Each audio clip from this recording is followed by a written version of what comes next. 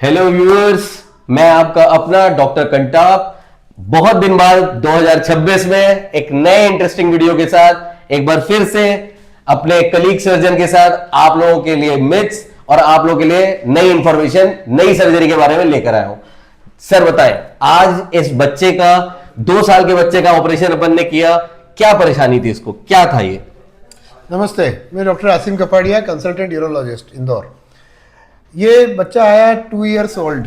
Actually इसको मैं last 2 years से देख रहा हूँ। When he was 1 month old he came to us, the parents came to us with the reports.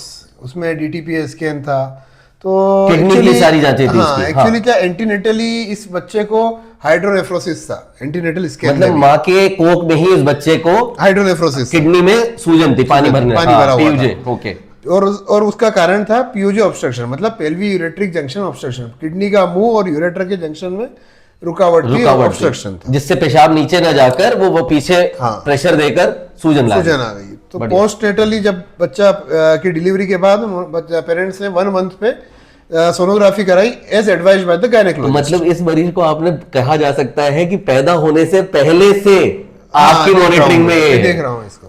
Nice. तो गायनेकोलॉजिस्ट ने उनको एडवाइस करा था सोनोग्राफी कराने का बच्चे का एट द आफ्टर डिलीवरी।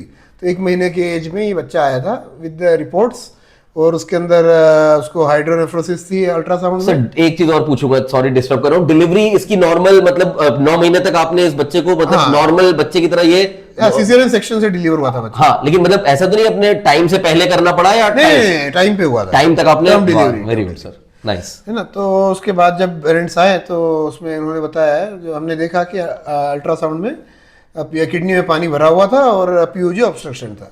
तो हमने यही बोला था कि थोड़ा सा अभी वेट कर सकते हैं, बच्चा अभी 1 महीने का है, अभी ऐसी कोई अर्जेंट सर्जरी की जरूरत नहीं है। जस्ट 1 साल या 1.5 साल की उम्र में then we can plan the surgery. अच्छा, पैदा होने पे वो बच्चा एकदम नॉर्मल था, वैसे नॉर्मल था। अच्छा।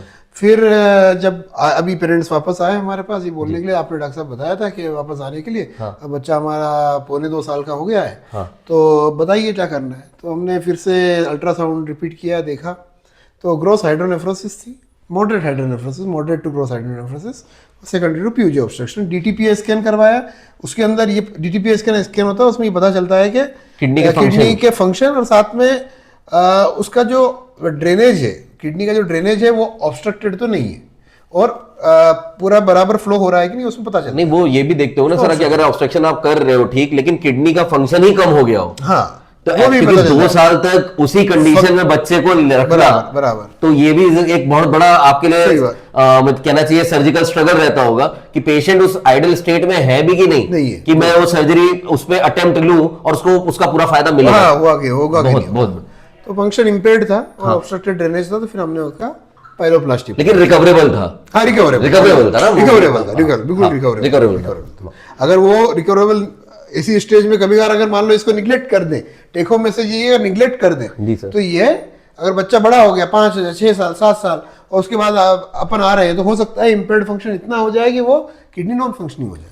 अच्छा, तो मतलब उसकी फिर एक ही किडनी वर्किंग रह जाएगी, एक किडनी तो खराब ही हो जाएगी, क्योंकि अपन ने ध्यान ही नहीं दिया, या सोचा कि अरे बच्चा तो सब नॉर्मल कर रहा है। बिल्कुल। फिर सर इसमें अभी ऑपरेशन जब अपने लिया 2 साल में ही क्यों? जैसे 2 साल था, 4 साल तक, 5 साल तक, 8 साल तक भी जा सकते थे, ये सोच के कि जब दिक्कत होगी तब डॉक्टर असीम के पास जाएंगे। नहीं, जैसा क्या होता है कि अगर अपन लेट करेंगे तो इसका फंक्शन इम्पेयर्ड हो जाएगा। वही, और हमने इसलिए वेट भी किया। आप सवाल ये भी उठता, आपने 1 महीने में क्यों नहीं किया? हाँ, मैं यही आ रहा था इसमें कि आप 1 महीने में कर देते। क्योंकि क्या होता है, एनेस्थीसिया में करना होता है, पूरा पेशेंट थोड़ा सा जनरल एनेस्थीसिया में रहता है। आप खुद जानते हैं, पूरा बेहोश should be fit for surgery, तो थोड़ा सा उसमें रिस्क फैक्टर ज्यादा इन्वॉल्व होते हैं। इम्यूनाइजेशन पूरा इनकम्प्लीट रहता है बच्चे का, अलग क्रॉस इन्फेक्शन और बहुत सारे फैक्टर्स रहते हैं। बिल्कुल सही है ये। लेकिन सर 2 years तक ये करके आज ये सर्जरी सक्सेसफुली आपने कर दी है, और अब इसको आगे इसमें क्या मिथ्स रहेंगे जो लोगों को लगता है कि पेशाब की नली में प्रॉब्लम आ सकती है क्या, या पेशाब अच्छे से नहीं कर पाएगा क्या, ये सारी चीजें प्लीज मेरे दर्शकों को बताएं कि किडनी नॉर्मल रहेगी या आगे से क्या प्रिकॉशन लेना होगा। Actually surgery by the grace of god और बाय द सपोर्ट नहीं, ऑफ नहीं, यू, नहीं। आपने बहुत अच्छा एनेस्थीसिया दिया उसको और patient was comfortable during the surgery और post op Post-op also. also। बहुत अच्छे से एनेस्थीसिया मेंटेन हुआ और वाइटल्स भी मेंटेन थे, और उसके बाद हमने सर्जरी करी। सर्जरी वाज अनइवेंटफुल, अच्छे से सर्जरी हो गई। और आफ्टर सर्जरी क्या होता है, जो बिफोर सर्जरी जो पेल्विस डायलेटेड रहती है, और देखा था मैंने, वो तो post surgery just after the anastomosis pelvis collapse मतलब वो भरा हुआ था सर, जैसे ही आपने उसको खोला तो उसमें से पेशाब का फ्लो कितनी तेजी से आ रहा था, तो वो पूरा मतलब ऑब्स्ट्रक्शन में था। तो अब वो सब वापस अब अच्छे से ड्रेनेज होगा। ओके, और अच्छे से ड्रेनेज होगा, और post op also patient is doing well right now. और फ्यूचर में बस यही रहेगा कि इसके फॉलो अप में ये रहता है कि हम लोग कोई अल्ट्रासाउंड करके देखते हैं 3 मंथली और 6 मंथली, 6 मंथली तो लुक फॉर के हाइड्रोनेफ्रोसिस और वापस डेवलप तो नहीं हो रहा है, और कोई Obstruction फिर से नहीं आ रहा है। कॉम्प्रोमाइज तो नहीं हो नहीं रही हो है, रहा है। रीनल पेरेन्काइमस तो नहीं हो रही है, ऐसा देखना रहता है। लेकिन बाकी इसके दौड़ने, खेलने, कूदने, क्योंकि छोटा नहीं, बच्चा है, उसमें उस कोई स्कूल जाने और बाकी जो बाकी बच्चों की तरह डेवलपमेंट है वो पूरा समांतर रहेगा जैसे बाकी बच्चों का होता हाँ, है। वो सब जैसे बाकी बच्चे कर रहे हैं वैसा ही करेगा। लाइफ उसमें सिमिलर। ऐसा नहीं होगा कि नहीं इसका तो किडनी का ऑपरेशन हुआ है, इसको थोड़ा सा कमजोर है, नहीं, ऐसा ऐसा ये कुछ सारा भी नहीं, कुछ ऐसा नहीं, कुछ भी नहीं, ऐसा कुछ भी ऐसा नहीं। कुछ भी तो मतलब आपने सर एक तरह से 2 मिनट ब्रेक किया। कई लोग इस चीज के लिए बच्चों को कई बार टर्मिनेट भी कर देते हैं करे कि हाँ। किडनी में प्रॉब्लम बता दी है। हाँ, तो कई अपने सर दर्शक ऐसे भी होंगे जिनको पता ही नहीं होगा कि पेट में ऐसी प्रॉब्लम के बाद बच्चा पैदा करके नॉर्मल सर्जरी करके उसे ठीक रखा जा सकता है।